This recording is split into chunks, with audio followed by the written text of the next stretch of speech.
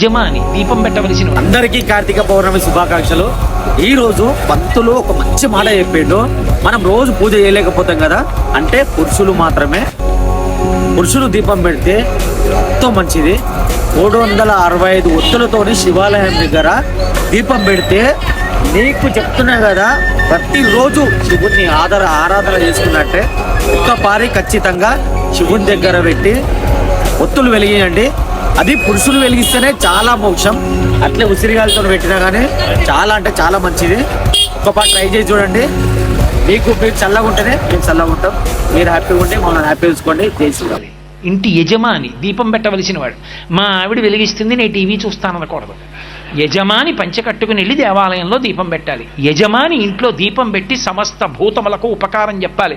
ధర్మపత్ని సమేతస్య అని సంకల్పం ఉంది, కానీ ఆవిడ వెలిగించి ధర్మపతి సమేతస్య అని చెప్పిందని సంకల్పం లేదు. నువ్వు పెట్టాలి దీపం.